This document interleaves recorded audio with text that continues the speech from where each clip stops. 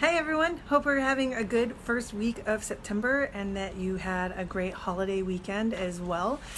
Today I'm Laura Renner, the founder and president of Freedom Makers Virtual Assistant Services, and today I wanted to share with you a story that of Mel Austin. We met him back in November at a conference. It was a Veterans in Business conference, and he was there as an attendee, but also as the MC of the dinner, which was fabulous.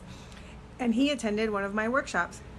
And in that workshop, I talked about building a set it and forget it system that he then applied to his business. So I just wanted to share with you what he ended up doing. And so as a reminder, set it and forget it systems have three components. The first being a trigger, and that could be time-based. It could be nudge-based, meaning time-based is every Monday, X, Y, and Z happens, or nudge-based being anytime a client submits a form or sends you an email, then that triggers another action to take place.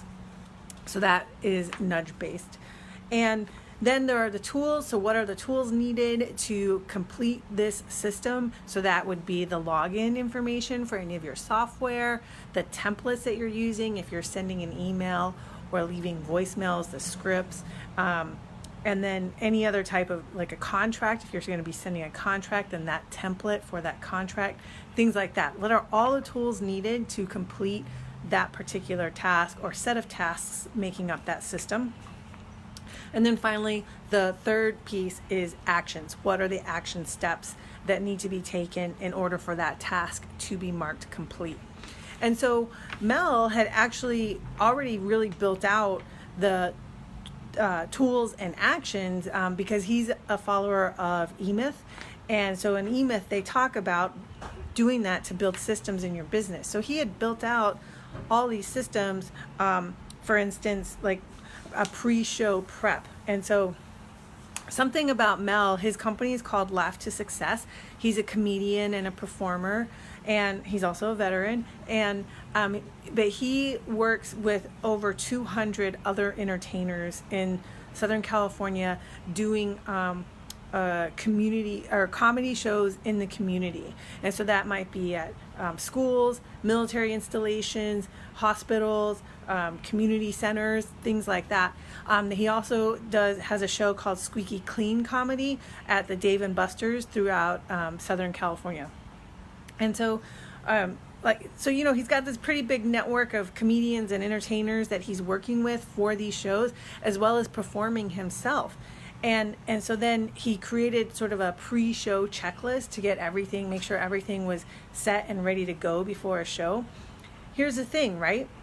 If you have the checklist, but you don't use it, then it's not that useful, right? And that's where he was at, where, if he was out focusing on performing, because, that's a big energy commitment, is performing, or in your case, if you're an attorney or some sort of service provider where you're providing that service, so like attorney, consultant, anyone in the medical field, then you're not necessarily focusing on, did I customize that contract and send it to the new client? Because you're focusing on, I got to get ready for this performance tonight, or this client coming in an hour or tomorrow or something like that. And so that's what was happening. Like, he had all these systems in place and the tools and everything, but he didn't have, but if he was doing stuff like for his immediate business, such as performing or out on sales calls, then he wouldn't enact the system. He wouldn't enact the checklist and the tools and the actions. And so as part of the set it and forget it system, we talked about triggers, and that was the missing link for him, especially when things would get hectic. He would, not trigger the start of the system, and therefore the system wouldn't get done, which then of course adds to more chaos and therefore less efficiency and less success as a business owner. So he ended up implementing systems, and triggers. And what he does is he uses reminders on his phone to start, and they're like set repeating reminders, reminders is an app on the iPhone. And I'm sure you can do it on Androids as well, where they're set and repeating. So every Monday, for instance, he might get a reminder that says pay any invoices due. And so that's his trigger when he gets that reminder. He's like, oh, I need to look at my accounts payable today. And so in a way, it's time-based, but it's also nudge-based because he's getting that reminder. And so the thing too about triggers that I really like is I think that a lot of us suffer from decision fatigue. And the more decisions you have to make, then the less energy you have to do work. Even just choosing what to wear that day or where to eat lunch, that can lead to decision fatigue. And so I'm a big proponent of automating as much as possible. But I don't mean automating as in simply using automation, mechanical or technical or whatnot. I mean automating as in what lessens the number or lowers the number of decisions that you, the business owner, needs to make, and also what even lowers the actions that you, the business owner, need to take. So whether that's automated or delegated or whatever. And so the nice thing about triggers is that it reduces the number of decisions, right? Mel doesn't have to wake up and say, am I going to pay invoices today?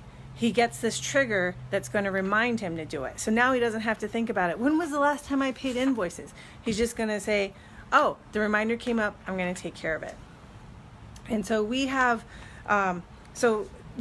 presumably that makes him more consistent. And it certainly does for me as well. One of the things I do is Mondays, I have a rule that Mondays are no meeting Mondays. And I use that time to catch up on office work, email, reviewing different proposals we're going to go after, any type of projects where I just need quiet time to get it done. That's what I do for Mondays. And I reserve that time and I honor it. And so that's my time-based trigger.